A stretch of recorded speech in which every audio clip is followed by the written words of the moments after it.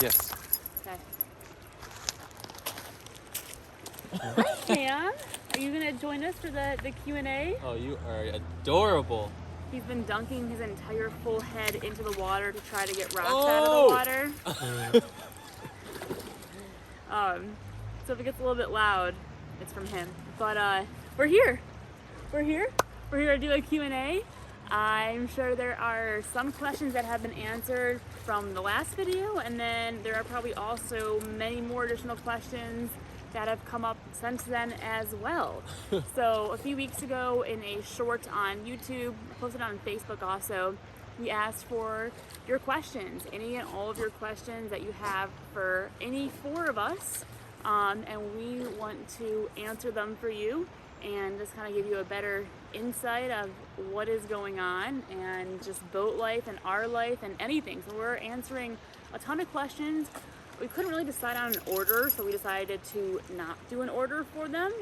We're just gonna kind of pick them out of a hat. I wrote down all the questions and put them onto strips of paper last night at like midnight. So I'm gonna really hope that they're all on here. And anything else? Oh yeah, obviously my father Mike is not here for our Q&A. So any questions that you did ask for Mike, we did send them to him, and he answered us and gave us his answers that we have on our text messages. So if any of those, when those questions come up, we will just refer to our phones and answer those. And anything else? I don't think so. I mean, obviously we're not in the boat right now. I guess you can obviously see from our current location that we are not on the boat. We are very close to the ocean currently, but we are not on the boat. Which ocean? But we will answer all of your questions. Should we get going? Yeah, I can't think of anything else. You want to go first or second? Oh, Camo, do you want to go first? Gosh. Rock, paper, scissors? All right. Okay. On shoot. Okay. Rock, paper, scissors, shoot. Rock, paper, scissors, shoot. Rock, paper, scissors, shoot. Rock, paper, scissors, shoot. Rock, paper, scissors, shoot. All right. Okay, let's see what we have.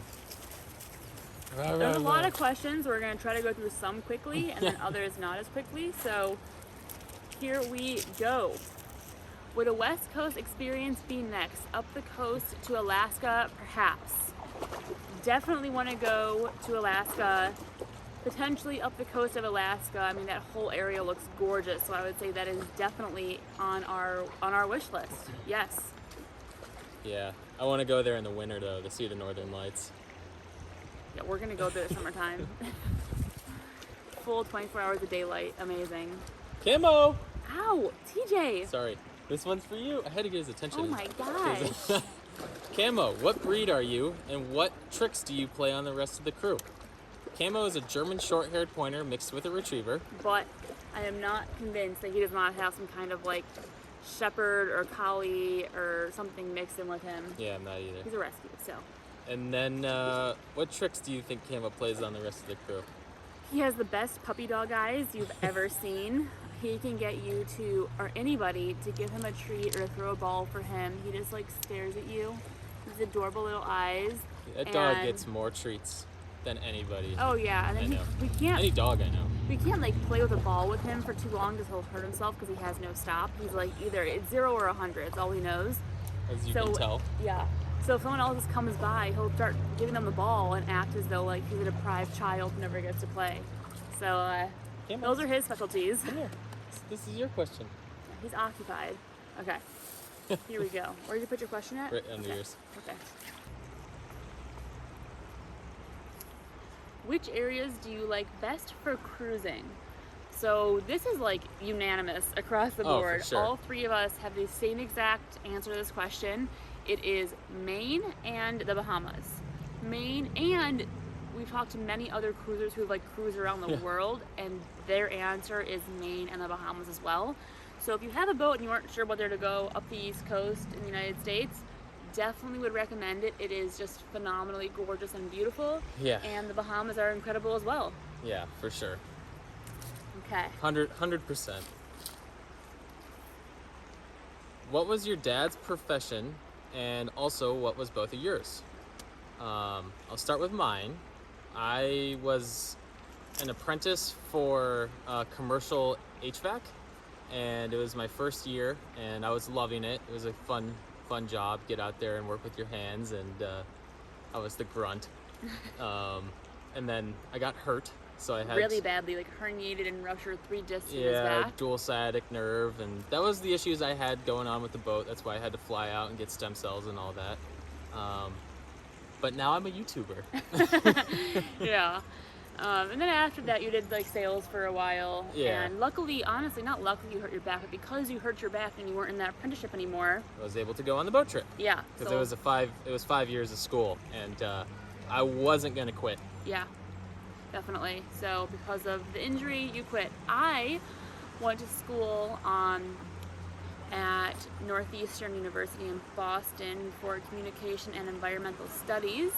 And then I worked at a company I did, what's their technical term there? They're like a metal like warehouse. Like they had sheet metal and coils of metal in their warehouse, and they sold it out.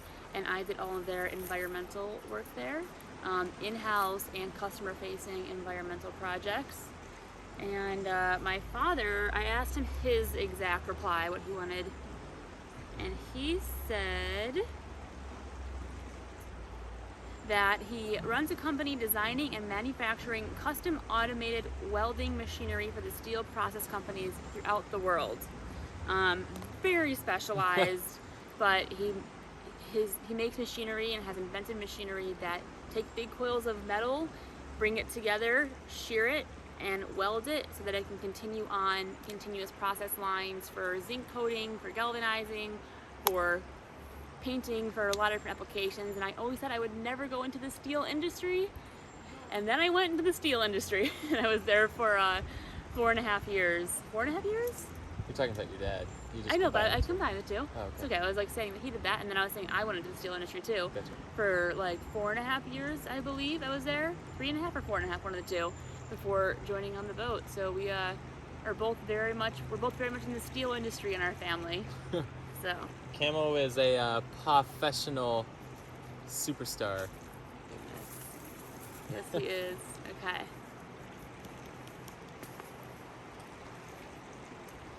If you built another 60, what would you change? This is a Mike question, but we both know the answer to this, and it is essentially nothing, which may seem like ridiculous, like we're lying, or really not lying. He read so many books and talked to so many Nordhaven owners like for years before like perfecting the design for Encore. Oh yeah. That there's literally almost nothing he would change. The only thing that he would potentially add on is a rear control station in the cockpit, and basically just for fishing, or if you're gonna be like in the Mediterranean cruising and docking in like a rear docking. But that's it. Yeah. Nothing. The boat was flawless. Yeah, the design was amazing. Nothing was annoying. It was an amazing design. So, He got on one of our videos. There was a bunch of comments saying that he needs to be a designer for Nordhaven. yeah, he should. He made amazing changes. The boat was perfect. Yeah, very well utilized space. What was the hardest land thing to give up while living aboard? For me, it was rock climbing gyms and gyms, I feel like. gyms. Yeah, I love going to a climbing gym and just climbing, Grinding it out. sweating. That. For my father, it was access to food easily. The Bahamas gets really hard. You know, just different places you are on the coast. Just because you're at a marina or anchored out doesn't mean that you're close to a grocery store. So that was his hardest thing to give up. My hardest thing was hiking. In the mountains. I love being in the mountains and hiking. That just like makes my soul happy, is being by streams and being able to like really like do some really tough hikes. So that was my hardest thing to give up. We had a little bit in Acadia, but not normally. It was pretty flat normally. Yeah. Your turn. Ooh. We're getting there. We got a lot still. What made you get the Nordhaven 60? I did not get the Nordhaven 60. That is another Mike question. We are getting into the big hitters now. There was some. That's There's a good some in one. a row. I What can, made you, huh? I can say it wasn't for the speed. Yeah. So what made you get the Nordhavn 60? The Nordhavn 60 was selected for my wife and boating partner Barb and I to travel around the world. It's a size 2 people can handle, and it transports you safely and comfortably. Nordhavn allowed you to highly customize the boat so you can get just what you wanted. Tragically and unexpectedly, Barbara passed away shortly after Encore was delivered. That's when Natalie and TJ offered to join me on a 2-year cruise. We completed the first year, however, COVID canceled the second year of cruising the South Pacific. So, I mean, we kind of, I guess, finally went into that in our closing video. I know everyone's always kind of like wondered, like, where my mom is at for all the cruising. And she was supposed to be on the boat and not us. But it didn't turn out that way. She got to see Encore when it was delivered over to Florida. She had to like go through the boat and walk through and see it once. And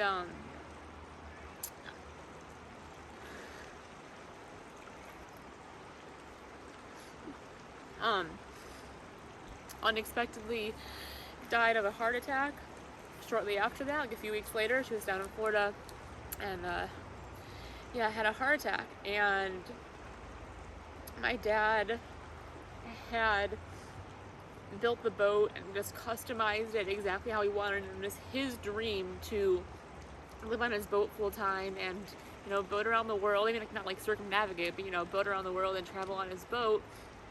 And we got back from the funeral and from the celebration of life, and we were back in Colorado, and everyone was just trying to figure out like what to do next with their life.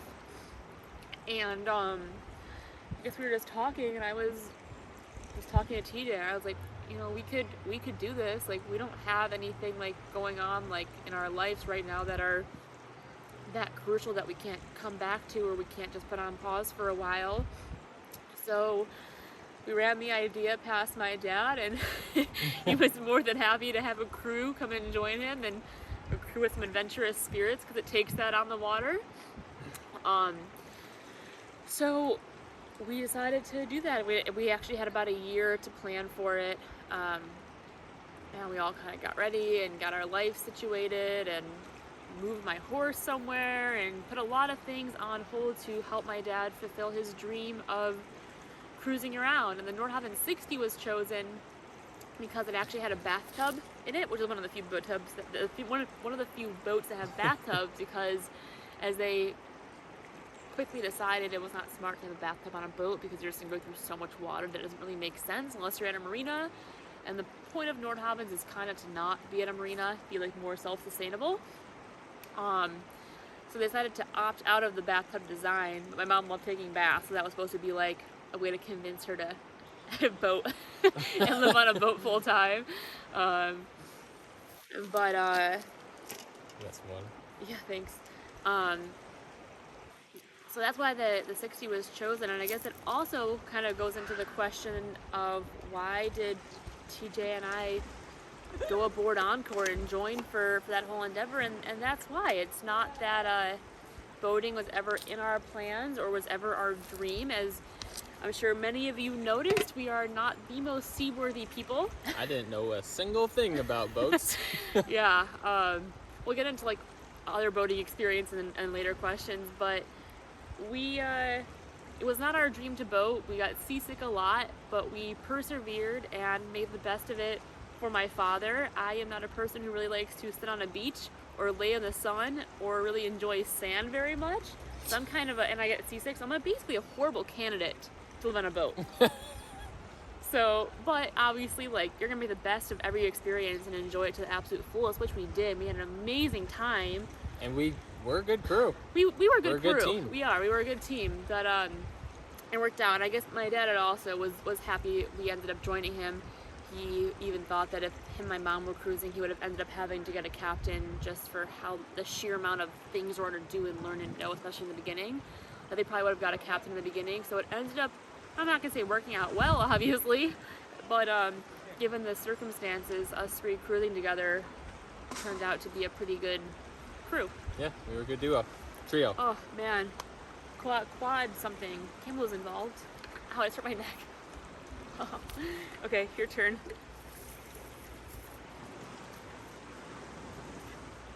What was the size of, or was the size of the generator too big, small, or just right? Just right. Yeah, personally, we had a 20 kilowatt and a 12 kilowatt Northern Lights generator, and they were perfect. Yeah, my dad thought they were perfect. They ran, we typically ran the small one just because we didn't have to like load it up normally that much, and then we wanted to load it up and run the AC or the washer and the dryer or whatever else. We turned the 20 on and Yeah. took care of everything for us. You just couldn't run every single AC and the washer and the dryer and the hot water heater and the water maker. The battery chargers. Yeah, all at the same time. So, but how basically often you're do you fine. do that? Yeah. Where next on the adventure of a lifetime? Ooh. Well, you're kind of looking at it right now. We are still planning on traveling, still planning on adventuring. We're going to be doing it in a slightly different way, but I am very... It's a great way. It's a great way. We're really happy. It's a much more Natalie and TJ way. It was nice that we were able to join my dad and help him fulfill his dreams of boating around. And get all of the experience Yeah. and knowledge Of like, mechanical systems. yeah. And so now we get to kind of do it our way and explore and see this country and the world. And I guess our immediate where next is this country, because COVID just making everything too hard, which is also why we came back on the boat. Just too hard to travel around right now. So for right now, we're gonna be traveling around the country and exploring all the crazy, amazing, beautiful places there are to see in the U.S. Yeah. Is it my turn? Yeah, this rock. I know it's Oh, my butt is like numb. going up my butt too. Whew. Okay, how long have each of you been boating? Wow. TJ? I bought a kayak and I had it for 5 days. Here, baby boy. So I would say 5 days of And then- boating experience for And me. you went on our old boat like once for like a week, but you didn't. And I threw up off the back. that was that the was a- experience. Yeah, so I'll go with my dad's and then I'll go into mine afterwards. My dad said, about 55 years ago, I started in a 12-foot aluminum rowboat. From there, I boated in the family sailboat, then a houseboat on the Ohio River, then Chris Craft, Kong and Halverson, and Defender trawlers in the Caribbean, then a Sea Ray express cruiser on Lake Erie, followed by a Post sport fishing boat in Florida, and then the Nordhaven 60. Man has some experience on the water. That is for sure. Yeah, he's been in boats his entire life. I have been in boats a lot of my life. We had a boat when I was younger in Florida, and then Lake Erie. I was really young then, but we had the Post sport fishing boat for like 8 years. We got that when I was a freshman in college, and so we did a lot of trips to the Abacos and the Bahamas and around Florida, and we would anchor out overnight. So I had a decent understanding of navigating and just like general systems and things like that. How to anchor. Yeah, how to anchor, like where to anchor, just scope. So I had a decent understanding of boating, and I was kind of always the one that helped my dad do all the lines when we were docking and what lines go on first and the spring and the stern, and so I had a pretty good. I had about 8-9 years experience boating before getting on the Nordhaven. So I kind of knew what was going on. Okay, here we go. What were your first boats? That was just answered. Okay. Falling on me now.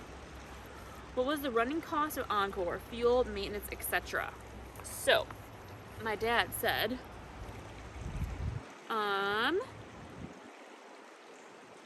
Kit was asleep. he is, that's so cute. For 1 year, so we had the boat, for basically 2 years. The first year it was finishing getting commission, and so it was at a marina then. So for year one, when we had a slip in a marina, the monthly slip was $2,800. That was the largest single expense. Insurance was $14,000 a year, followed next by fuel at $3,000. Oils, filters, washing, cleaning, things like that were about $500 per month, and repairs were covered by warranty because the boat was brand new. Year two, when we were traveling, we had no fixed marina costs, only the occasional marina or mooring ball. The insurance was $16,000, fuel was about $12,000, and that was all the way up to Maine and back down to Florida, and then the whole Bahamas. And fuel at that time was about $2 a gallon, important to know. And then cleaning supplies and all that, still the same, about $500 per month. This does not include like big things that we got, like the deck freezer and the hookah and other like bigger ticket items, and those are about $20,000. So that's like the kind of general cost. You can get really into like the nitpicky of how much like oil and this and that costs. This is kind of like the bigger ticket items. Fuel-wise, though, the boat was very economical. Yeah, for how much we cruise on it and how far we could go, it was awesome. Very practical boat. How did the pandemic change your original plan? How didn't it? We were gonna go, let's just say we were gonna go to like 50 countries, and we went to two. We went to two. Yeah. So we couldn't go into Canada on the summer trip. We were supposed to go up through Maine and then up to Canada. Nova Scotia, Prince Edward group, Island. Yeah, there's a whole group of Nordhavens that go up every single summer together. We were going to join them. Couldn't do that.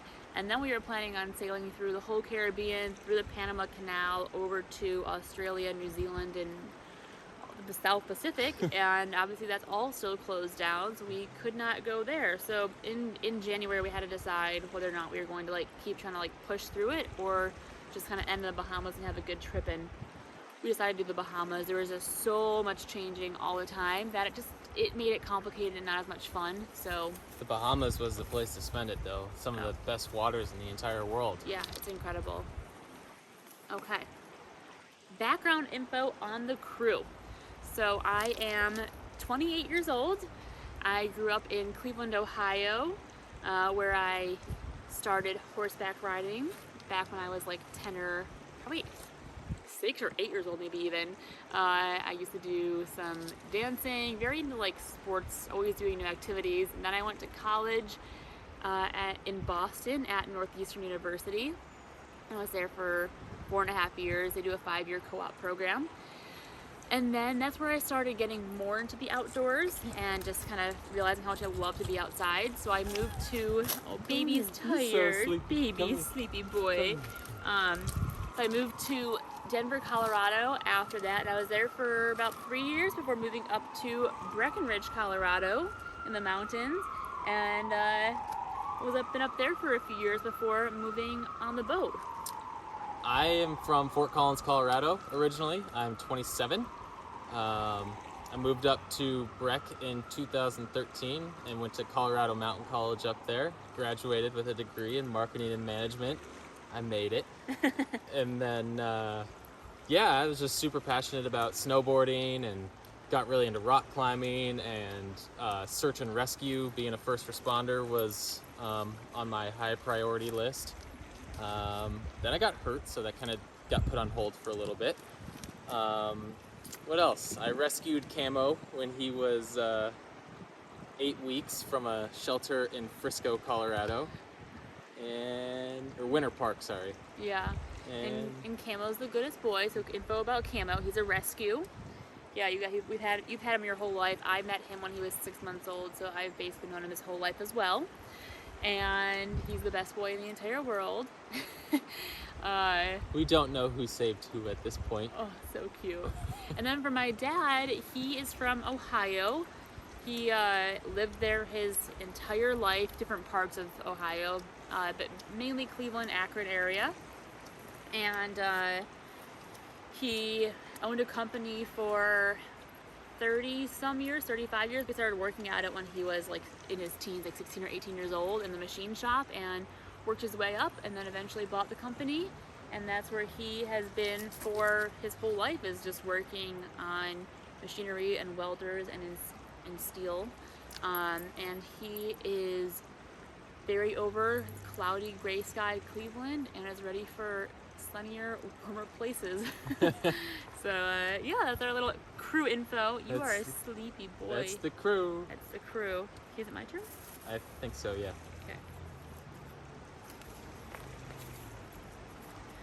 Okay. Camo, what breed are you and what tricks like to play on the rest of the crew? We already had that one. I must have did it. Oh, thank you, Kisses. I must have done that twice. It was very late at night last night when I was doing this. Okay. Do you like your hookah? Yes. So I feel like, real quick, we'll do this one. Okay. I feel like it goes into 2 different categories: shallow water and deeper water. Is he sitting on your lap? Yes, He's he trying is. to. If you are going to be in water that is shallower than about 25 feet, it's amazing. If you want it for boat maintenance where you're in shallow, amazing, incredible tool, Yeah. so easy to use. You don't need to worry about like tanks on your back or running out of air. Incredible. We had the electric one, so there was no gasoline, Yep. and our battery lasted for like 2 hours, which is Maybe even longer. it was absurd. If you're gonna go deep, I do not recommend it. I recommend getting tanks if you want to like do like deeper water diving. Around 45 feet, the air starts getting a little bit restricted, Yeah, and it's it's kinda- harder to breathe. It's kind of freaky. Yeah, You're like both down there at 40 feet, and it's like, yeah. it's hard to take a deep breath. Yeah, it's a little unnerving. So if you're gonna go 25 feet or less, absolutely get it. Amazing, love it. So easy, so simple. Deeper than 25 feet, if you're gonna go like past 40, I would say Yeah, for definitely do tanks. Yeah, sure. Really cool toy. It is. It's really, really cool. We can do the boat and clean it for like 2 hours. How much upkeep was the boat on your travels? I feel like that. Well, we kind of did and kind of didn't hit this one. so I feel like well, everyone knows, which we did not know when we came on a boat, that when you get a new boat, it is not like getting a new car. Things on boats that are new break. Yeah. It's called like the new boat gremlins. I know. I thought it was gonna be like a new car. Honestly. Yeah, like, everything works. So there's a lot of things that need to be like adjusted and tinkered with when you get a new boat, including like the autopilot, generators, I guess a lot of things. monitors. So the trip up the East Coast, my dad wanted to do that so we would be close to in the U.S. and close to people and places if we needed to get things fixed, which we did many times. I recommend that to everyone. Yeah, if you get a new boat and you're in the U.S. or wherever, if you're in Australia, wherever, just stay where you got the boat at, stay where you know things, and travel there just to get it broken in properly. So we had a lot of things to fix on the East Coast. It felt like it was just constantly like one thing after another that we were having to fix or tinker with or install or replace. Yeah, the first like what 7 months, Yeah.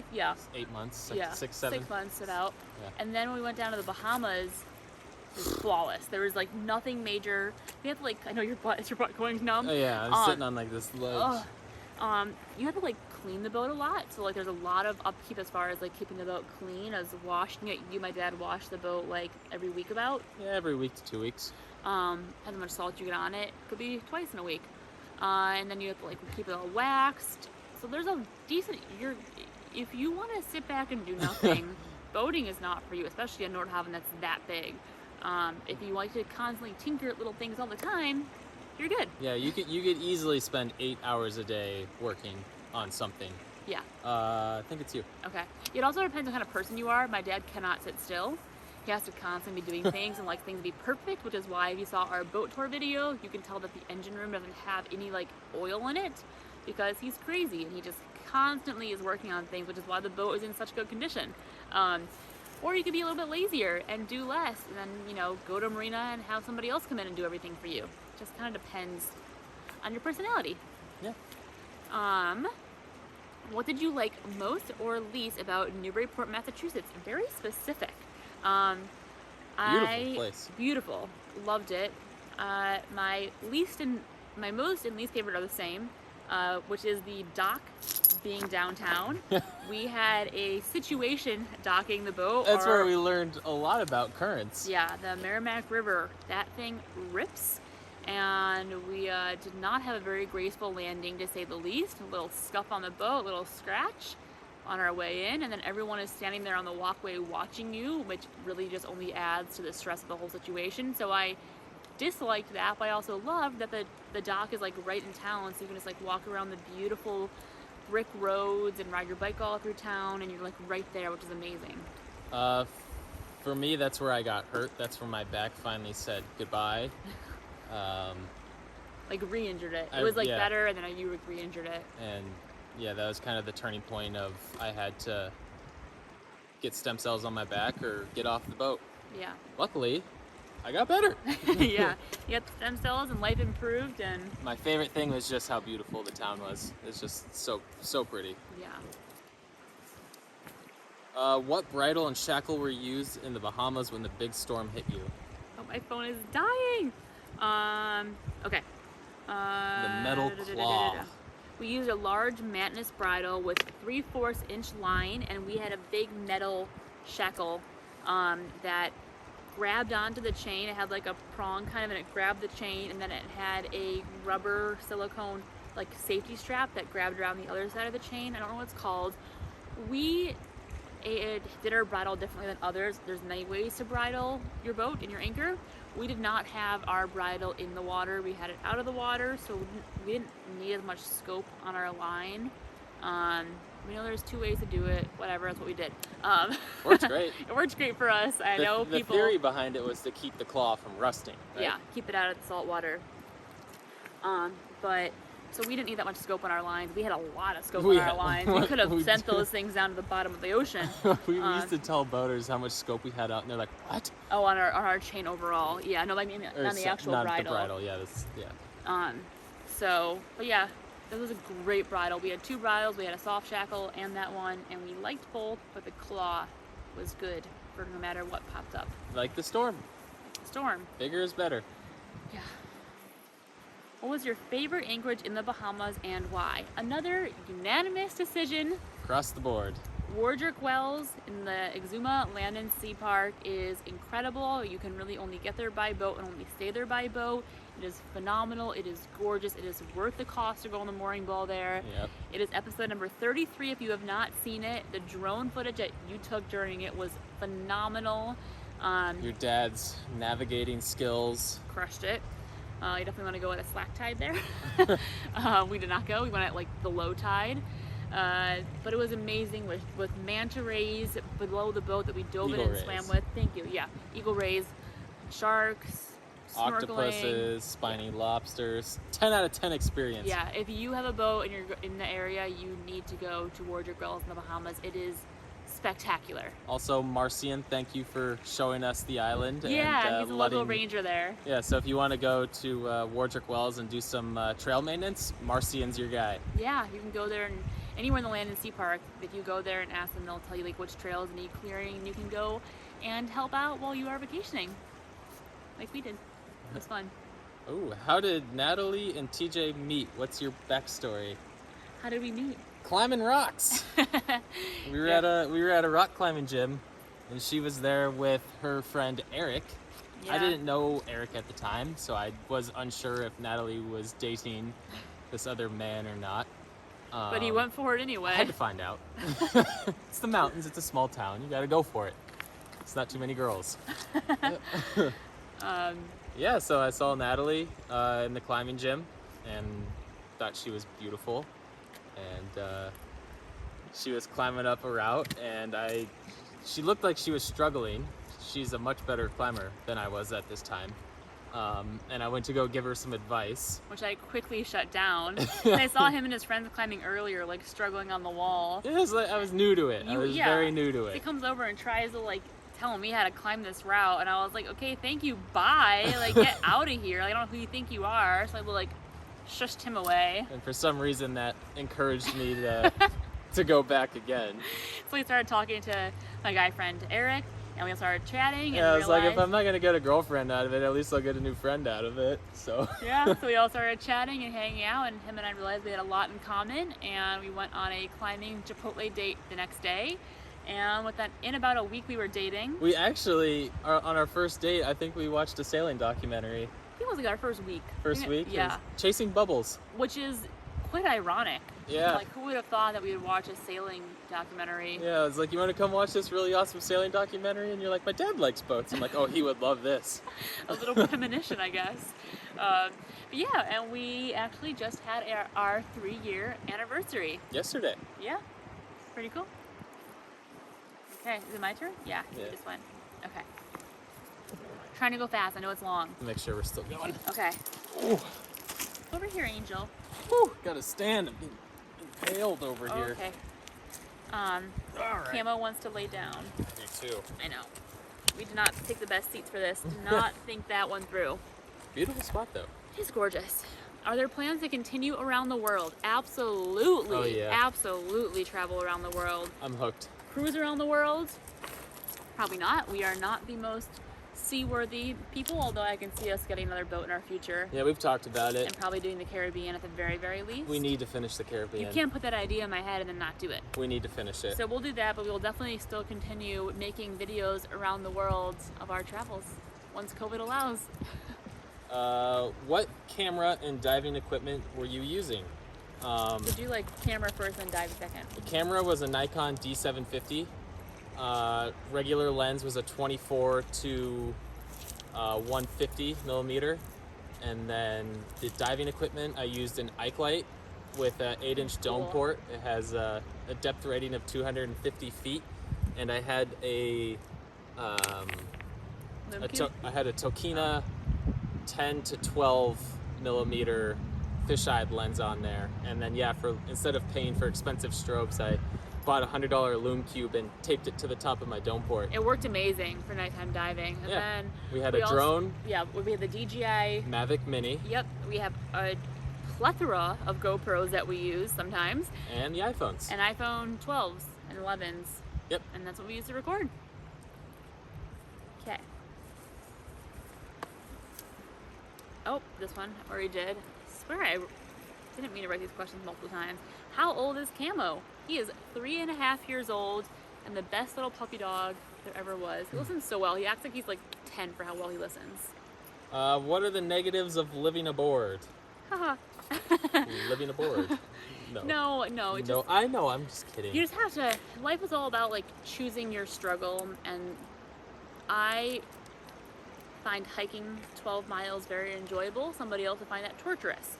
So it's really a personal preference of like what you find enjoyable or what you don't find enjoyable. I think the big one for me was life being dictated by the weather. Yeah. You're always having to check the weather to see if you're safe at your anchorage constantly. I think that was my dad's biggest one too, that wore on him and me as well, was just the constant, you can't just pick a spot. You know, some places you can, but a lot of places you can't just pick a spot for 2 weeks or 3 weeks and stay there because you just feel like it. You can stay there if the weather is right, and if the weather changes, you have to go find the new anchorage. Maybe you have to like cruise through bad weather to get to somewhere else, or something comes up in the middle of the night. So the weather's hard, and my father's actually main one is the lack of access to good, clean, healthy food. That really bothered him. We are big foodies, as you can tell by our boat tour, all the food we had aboard. So On the East Coast, that's more abundant. Yeah. But it was hard in the Bahamas. It's hard in the still hard Bahamas. on the East Coast in places. How long did your dad own Encore before you moved aboard? He answered that 1 year. Only had the boat for about 2 years total. how many times have you hit bottom in the Bahamas? 0. Goose egg. We did hit bottom twice on the East Coast on 2 sand bottoms. It wasn't like hit bottom hard. We were like trying to go into a marina at one point. We were barely moving along and just didn't read the markers right and hit a sandbar. And the other time we were at an anchorage that other boaters told us to go to, which looked too shallow, but we went anyway. Thanks, And then Carl and Nora. Thanks a lot, guys. But yeah, some big boat went by and the big wake chucked, and we just a few times. And we Gail. quickly, yeah. I don't know where you guys anchored there. Yeah, but we you need didn't to hit the go there bottom. with you guys because It did not work for us. no. So, But the boat was nothing happened. yeah, no, there's a full keel on the Nordhavn, so at least on ours and on the 60s, the big ones. So it was fine. We just picked up our anchor and moved on to the next spot. It was a gentle kiss. Yeah. How do you store all your videos and photos? On external hard drives. We have total 6 terabytes of storage, and we try to be good about putting all of our photos and videos on there efficiently and quickly. We have lost, not you, I have lost a few videos I lost here and photos. there. He lost some photos, but overall we've been pretty good about keeping stuff. Yeah, we try to back everything up twice. Yeah. So if one fails, you got the other. Do we do it? Why did you decide to start cruising together?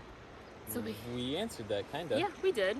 It was to help my dad fulfill his dream of living on his boat and cruising around. Yep. And we tried to be better at sea, and it didn't work for us. Everyone's like, you'll eventually stop getting seasick. No, we didn't. Never. No. What moments scared you the most, and what was the most memorable? So what scared me the most was our like second week cruising. We were in the Chesapeake, and we were watching this like really cool lightning storm off in the distance. We're all sitting outside the cockpit. We're like, wow, this is so cool, Beautiful. crazy. The whole sky's lighting up, so fun. Until the storm came to us, and then all of a sudden we were in like 45 mile an hour, 50 mile an hour, 45 I think mile an hour winds with pelting rain and hail and the wind. We were like spinning around in circles. Mind you, this is our second week, and we were anchored out like in the middle of the Chesapeake because it wasn't supposed to be bad weather. We were picking the anchorages, and we were not good at doing that yet. Oh no, it was And the so- second one we picked. Yeah, second anchorage, and we were had no protection at all. We were just in the middle of the Chesapeake, like floating around, getting just bashed by the storm. And literally in that moment, I was like, why am I doing this? Why am I here? This is not fun. This is so stressful. I am like scared for my life right now. Looking back, it wasn't that bad, but when it's your second week on the boat, It's pretty intense. scary. And then my most memorable, you could do it also, honey. Oh, okay. My most memorable one was Wardrick Wells. 100%. For me, let's see. Probably also early on, like the first or second week. It was I know what it was. It was our first overnight cruise. One of the times I wasn't sick and Natalie didn't have to take over for my shift.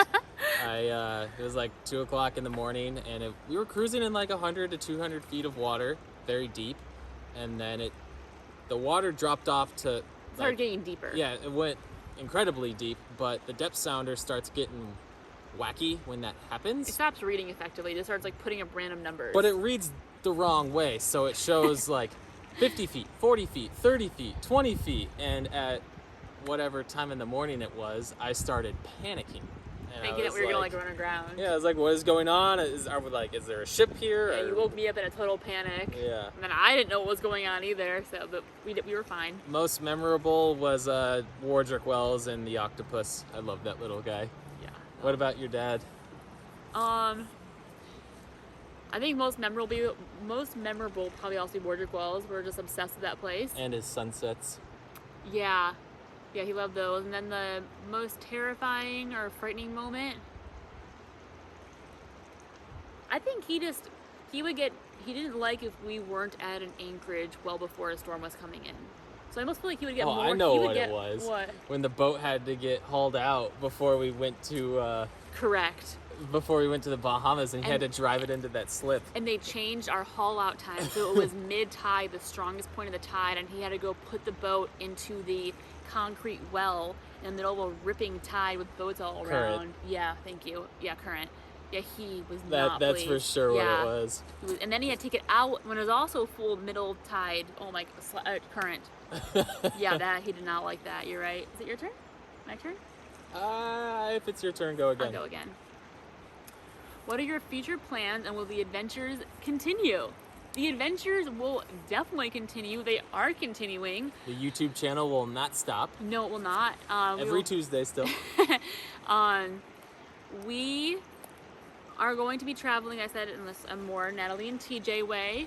It was my dream for years before meeting TJ to have like a tiny house and to live in that and travel around the country. And you always wanted to live in a teardrop trailer. Yeah, I wanted to pull it with my Subaru. So we've kind of combined our dreams into a very easy to travel format, and you'll have to see exactly what we're doing. But we're traveling around the U.S. Could be big, it could be small. What will we do? And we're gonna explore that way. But just there's amazing things to explore all over this country. And I was in Colorado for 5 years, and I found places that nobody else in Colorado found. People who lived there their whole life were always like, "That's in Colorado? How'd you find that?" So I like to explore the hidden gems, and so that's what we are planning on doing, is exploring the hidden gems all around this country and around the world. And on that, would a West Coast experience be up next? Perhaps the coast of Alaska. Did we answer that already? I'm not sure. But We'll answer it. Are we on the West Coast? Perhaps? Perhaps. just south of Alaska? We just might be. Yeah.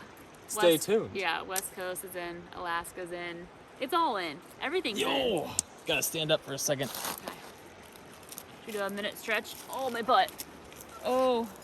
Okay. Okay, we're good. Touch the toes. Stretch, Camo. Stretch. Oh. Stretch your paws. Oh. Stretch those legs. Okay, we're good. We're gonna bust Few these more. out. Few I more. know, we're trying not to go this long. It's just hard to answer them well and then quickly. Okay. Is propane hard to get in the Bahamas, and how much storage do you have and do you use? We had 2 regular-sized grill propane tanks. They lasted us about, use it just for our stove, about 3 weeks per tank. In the Bahamas, we made it last a little bit longer. It's easy to get in the Bahamas if you prepare. You can get it at most every island. Maybe not on that exact island, but the ferry boat will get it for you. So maybe you need to stay at an island for a week for the ferry to come and go. If you go to Georgetown, you can get it like within a day or 2. You can get it at Chubb. Yeah, you can get it at Chubb. You can get it at different Yeah, places. It's around. But you can get it everywhere. You just might need to stay somewhere for a few days to wait for the boat. Did the size of the boat limit places you wanted to go? So we'll do draft and length. So draft first on the East Coast, no. But yeah, not really. Maybe a place or 2, but no. In the Caribbean, we still got to everywhere we wanted to go, but our anchorages weren't as comfortable as they could have been because we had to be further out because it's really shallow in the Caribbean. So we weren't able to get really good protection from the islands because of the keel depth. Yeah. The size of the boat, 60, is a perfect number. On the East Coast, a lot of marinas, if you are bigger than 60, will turn you away. For mooring balls, a lot also, because they have the swing radius, they just don't have the size in their mooring field. So we were like 60, 65 was like the maximum you could really be in a lot of the mooring fields. Yeah, so if you are looking to get a boat, I would highly suggest 55 is your number, 55 to 60. Yeah, and I mean, it just depends where you want to cruise And what you want to do. You're gonna find marinas that can accommodate you. For if you're bigger, you just have less marinas that can accommodate you.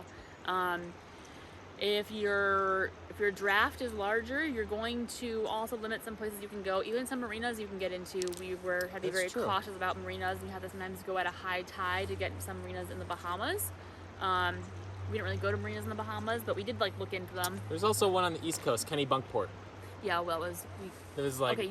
There are big boats that go in there, but we were not going in there. That was terrifying. So, yes to both. It didn't like really limit us, but it made us adjust our plans. I know this oh, rock. I gotta sit down. Oh. Okay. Are you gonna be in the frame still? I think so, yeah. Okay. I'm considering electric bikes or electric scooters. What would you recommend? Bikes that are lightweight and Yeah. small that you yourself can pick up and put into your dinghy and then bring ashore. Bikes. My dad got a rad bike that you had to use the davit for. Just get a light one, and then you Bikes. can go far. For sure, Then you bikes. can get groceries. What do you and TJ do for a living? We're doing YouTube now. You're looking at it. You're paying us. Yeah. All those annoying little advertisements might pop up here. Yeah, no, but we're trying to make this a reality. We're trying. Yeah. So I hope you guys enjoy the videos, because we would love to keep making videos and sharing the world and being able to afford to be on the road. And we live a lot more modestly than my father does. We don't have the same success in our careers. So She found me living in a hallway. I did. Are you selling Encore and why? No, we are not selling Encore. Nope, we're not. Because It's sold. it is. She's gone.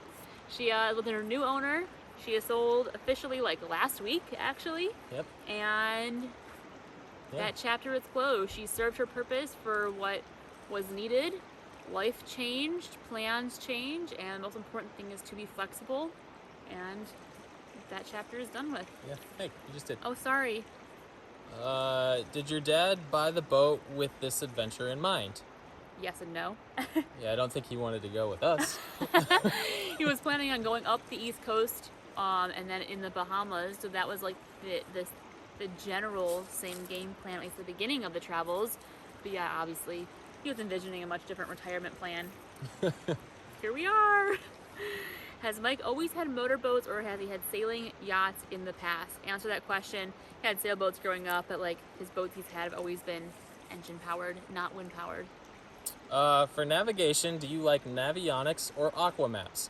Both.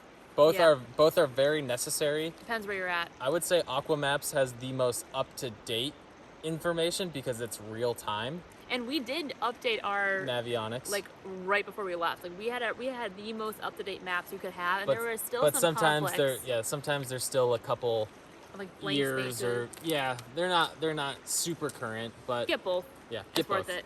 Yeah. Depends where you're boating to. It's but like $30 for Aquamaps. yeah. What destinations are still on your bucket list anywhere in the world? The world? Can we say the world? All right, top one. Oh my God, Top two. one. Okay, top three in no order. Southeast Asia, Machu Picchu, South America, actually Central America I think is first. Iceland. Ooh, Iceland's a good one. I know Norway is your other one. That's We'll do Norway. Yeah. In no particular order, but we're Yeah. gonna see them all. There's spots all over. I want to see some cool volcanoes and Everything. everything.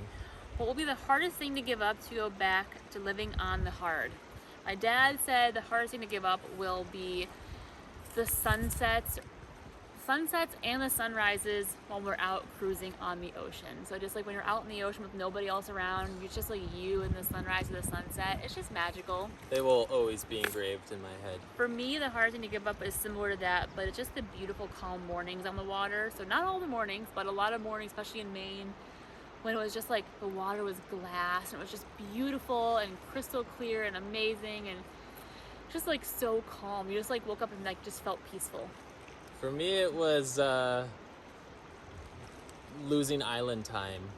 You do great on island time. I love island time. I love waking up in the morning without a schedule or a plan, and I just love how slow everything is, and it's peaceful. Yeah. That was nice too. And free diving every day. Yeah, that was I'll miss That was special. I'll miss my turtle friends. What was Mike's profession/career? Did I do this one already? Yeah, you did. Okay. There's one more after this. I'll save it for you. Okay. Well, I'm the next anyway. Are Nordhaven's easy to maintain? Oh, we already did that. gosh, I hope the last one's not a repeat. I really did a bunch of these over again. Uh-oh. How much did draft limit places where you could anchor? We already did this one. Dang. Oh, Bummer. that's kind of a bad finale question. No, it's all right. That's it. That's it. It's all empty. You put it back in your head now. Oh, you love your hats. But yeah, that's the end of the Q&A. I hope we answered all of your questions. We have amazing, incredible adventures coming up, and I really hope that you guys will stick around with us and join me, TJ, and Camo as we continue to adventure around. And we're excited to share more with everyone and bring everyone along for the journey, and just excited to be less seasick, to feel better. I know that, like, obviously we always try to put on a good, happy face and enjoy the moment, but there were a lot of really rough moments living on the water, and it will be much more peaceful and joyful for us in our lives to be Come on up. to be on some solid ground. So hi, And Angel. if you don't decide to watch, thank you for Yeah. watching all of our original stuff. All of our boating all of stuff. our boating content. It means the world. Yeah, it's been really fun to share it with everyone, and The comments were incredible. yeah, they made us smile, like reading everyone's comments and following along, and just knowing that like you inspire somebody else or make someone's day a little bit more fun is really fun to us. So we've loved having everyone here. It's been so fun. Thank you for making Camo world famous. I know, Camo. Everyone loves you. How could they not? You're just beautiful. Oh my goodness. You want But- some sunglasses? Oh, hold on. Here we go. We got it. Camo, look up. Look in the camera. Such a smart dog. But yeah, really thank you guys so much. It's been so fun. We have so many more amazing things planned, and we will have another video out either this coming Tuesday or the week after. We might need to do a week in between, but we will soon reveal what we will be living in next as we continue to travel around. So stay tuned for that. And Yeah, thanks for watching. That was our Q&A. Hopefully we answered your questions, and if there's more questions, we'll do another Q&A in the near future. We won't wait another year to do one. Yeah, we'll do more. Yeah. Okay. Bye, guys. Bye. Say bye, Camo. Say bye, Wade. Woo-hoo. Okay. Thank you. Oh. Okay. My butt. Oh man. So we were just getting ready to leave, and I was looking at my dad's answers, and I realized I forgot a question. Camo, don't itch. And the question was, what is Mike's plans next? And that's a pretty big question. That's a big question. So his answer, which I think is funny, so I'll read what he said. His answer is, what's next for Mike? He said, I'm settling in South Florida, having recently bought a nice pool with a lovely house attached. Currently, it's being modified to suit his needs. So he is not going back to cloudy Cleveland. He is hanging out in Florida in the sunshine and the warmth, and he's going to enjoy a simpler, more relaxed lifestyle, and we will all see if that actually lasts or not, because I'm sure everyone can tell he can't stop tinkering and doing things constantly. So we'll see how retirement actually goes for him. But his current plan is to have less to do, less to maintain, and just enjoy life poolside. They got an encore. Yeah. There's we your- never answered that one. Oh my goodness, one more. Okay, one more What was question. There's an encore for the encore. There's an encore. People always ask why the boat is named Encore and what the musical notes had to do with things. Absolutely nothing besides the name. We are not in the music industry. We are in the steel industry. But the name of Encore is meant to be one final hurrah to life, the encore to life, the last big performance and the last big show. And so it was supposed to be his encore to life, which it ended up being his big journey that he had dreamt of for years, and finishing up work and closing that chapter and having the big fun grand finale. So that's the whole meaning behind Encore. We are not musically inclined at all. We don't play instruments. We don't sing. Any other questions we're missing now that I'm thinking about it? Think of any? No, I can't think of I any. think that's all? Okay, I think that's all. I'm sorry if I missed your question. We really tried our hardest. I hope that you could tell we really tried to answer all of them. But that is our Q&A. We love you all. You're wonderful people. I feel myself in the face just doing that. And we'll see you next Tuesday or the one after.